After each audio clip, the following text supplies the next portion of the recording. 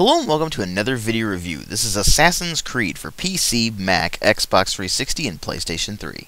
This is a stealth action game developed by Ubisoft Montreal, and it was released in 2007 for the consoles, then the following year, 2008, for PC, and then it wasn't until 2011 that it was finally released for Mac. But while the console versions actually got quite a bit of acclaim, the PC version got an absolutely terrible reputation, partly because of the DRM it was using. I mean, it's Ubisoft. They've gone completely off the deep end in terms of DRM. Luckily, what I'm playing is the GOG version, which is DRM free, which kind of blows my mind that they actually put that out there. But anyway, if you want that, I'll put a link in the video description box to where you can get it. But anyway, apart from the DRM, it also had a just really terrible port that produced a massive amount of technical problems and other such issues that really never got resolved in the first game. So this had a terrible reputation on PC to begin with, and it kind of stained the rest of the series after that. To this day, I can't think of anybody saying anything good about the PC versions of the Assassin's Creed series. They've supposedly gotten a little better, but other than that, it's really hasn't changed all that much since the original Assassin's Creed in terms of really bad porting processes. This bad porting does extend to the presentation and among other things. It's not just the gameplay elements or just general bugs that you run into. But in terms of visuals, this looked very, very good on consoles. There was a huge amount of detail in the environments. There was a lot of really nice fluid animations. It ran really well on consoles, which was really surprising considering how much they threw into the environments. There's tons of people walking around the streets of the cities you're in. Environments are absolutely massive, so it's pretty impressive that they managed to keep performance so high. And even on the PC version, while there are a few performance hiccups here and there, it still does do that very well. That said, while they did put a lot of effort into the environments, there are some issues here and there. There's a few textures that are lower res than others, and it doesn't really match up very well. While there are really good animations, especially combat animations, which are absolutely brutal and just a joy to watch, some of the animations have clipping errors, and I don't know whether that's just the game itself or whether it was a PC port issue. Hard to say. But there's a lot of jagged edges, and it's really kind of bothers me because it seems like there's no anti-aliasing on the PC version, or if there is, it's only like 2x. So you have these really jagged edges, and it just kind of puts you off a little bit. On top of that, you have letterboxing. I hate letterboxing. It gives me headaches, and so when you put it on a game like this where there's a lot of fast movement involved and such like that, it really does make it kind of hard to play, and I have to keep looking away. If you have a 16:9 monitor, which is widescreen, then you won't have this issue. It doesn't have the letterboxing, but any other monitor and it will, so fair warning there.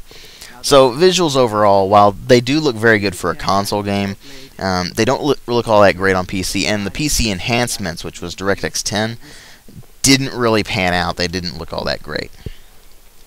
As for sound design, this is where things kind of went all over the place. You had Jesper Kyd doing the music for it, and it's a pretty decent soundtrack. It's a combination of sort of modern styling with throwing back to the era in which it's set, which is the Crusades. So you have this kind of nice mix of like medieval styling and modern styling, and it actually works out pretty well. The music itself isn't amazing by any means, but it does fit the game pretty decently, and it does give you a little bit more to listen to than just the sounds of the city. The ambient sound effects are actually really, really good. They decided to put a lot of effort into making this city kind of feel alive, and I say the city, I mean the cities. There's several cities throughout the game. But when you go into these cities, everything just kind of feels alive. There's a lot of banter or chattering going on around you. The crowds actually make noises. People run up and say things all over the place. You'll hear noises from like the street over and stuff like that. Really nice ambiance to the game. That said, there is a sound issue on PC. I don't know how they managed to do this, but you actually have to set your hardware sound down to basic in order to get this thing not to just spaz out on you. Otherwise, you have lots of sound issues, and it becomes kind of painful to listen to be honest with you. And some of the sound effects sound really muffled, and I don't know why. Maybe it's trying to give you that sense of the hood that Altair is wearing, but I really don't think that's the case because it happens just all over the place. And it seems like it's completely random the way it does it. So I'm guessing that's more of a bug than anything else. I don't know if it's in the console version or not, but it is on the PC, and it's kind of annoying. But overall, the sound effects and everything all blend together to make a pretty solid presentation, despite its massive problems with the PC porting. But what it really comes down to are the story and the gameplay, and this is where things get really weird. Story takes place in 2012, and you play as Desmond Miles, who is being hooked up to a machine called the Animus. This machine is allowing him to relive his ancestors' memories through his own DNA, because apparently memories are stored in your DNA. I know, it's stupid. It makes no sense, and ultimately the storyline for the Desmond bits is, to be honest with you, it breaks the immersion and you really don't care about it. Because Desmond himself is just annoying. He's whiny, and he has basically no personality, so you don't give a crap about him. You can't sympathize with him or anything. So what you do instead is you go with the Altair story, Altair ibn al-Ahad, who is Desmond's ancestor. And Altair was a master assassin during the Crusades. So the game mostly takes place during the Crusades. And it centers around Altair trying to get back to his master assassin rank after having it stripped from him after he was disgraced during a failed mission. And so he's going through, he's growing as a person basically. And as you go through these missions, you're assassinating targets who are basically exploiting the people. They're trying to enslave them or brainwash them or torture them and all sorts of horrible, horrible things. So you're wiping out guys that really, it's a good thing they're getting wiped out.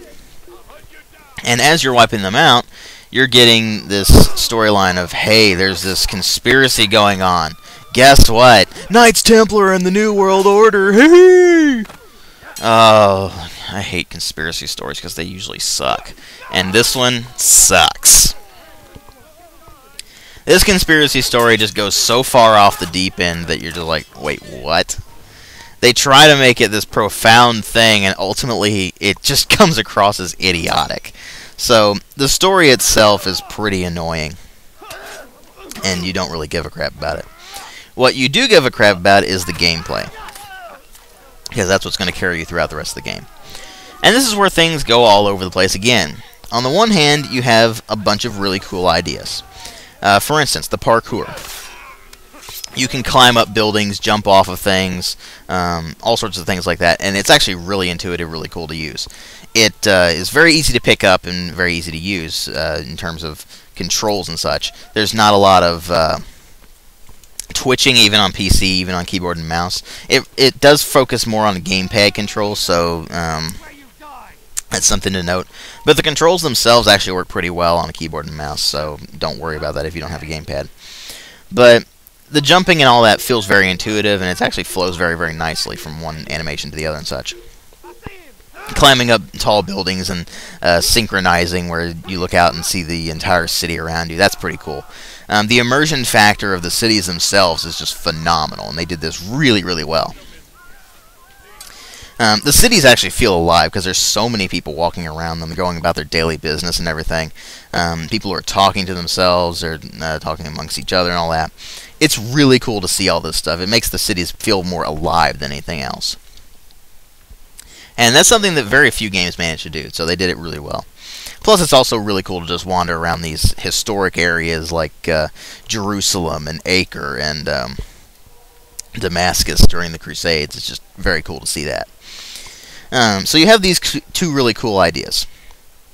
The parkour could be improved a little bit. The climbing takes a little bit too long for its own good, but they apparently fixed that in later games, so that's no big deal.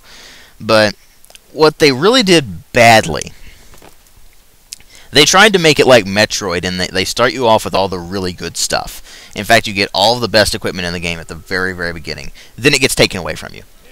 Problem is, when you take all that gear away, you make Altair completely useless.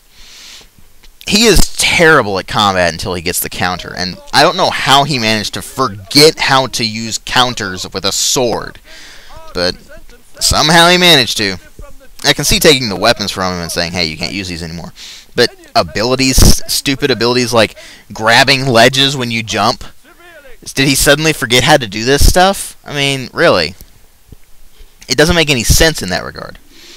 So you have that annoying bit, and you have the annoying bits of where you have to ride from city to city, which takes forever. Luckily, eventually they give you the ability to fast travel. So that cuts down on that considerably, and you don't have to worry about it anymore. But even then, going around the cities, you're doing a lot of tedious tasks. Because before you conduct the assassinations, you actually have to go gather intelligence, which in itself is actually a cool idea. In execution, however, it's really annoying.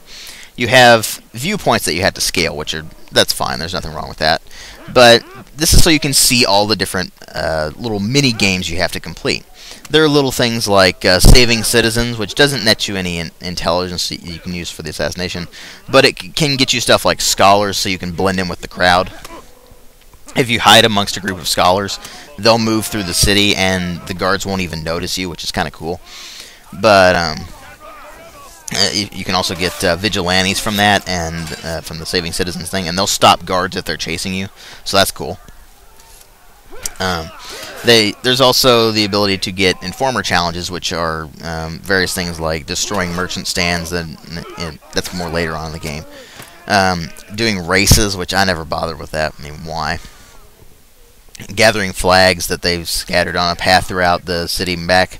So that's actually a decent idea if you can get the parkour down and all that. There's also assassination missions that you can conduct, and those fit in with the game pretty well. They can be really annoying, though, if they're in a very crowded city where there's a lot of guards or anything, so that gets pretty annoying. But all this process is just tedious. I mean, how often do you want to sit there and say, eavesdrop, or pickpocket?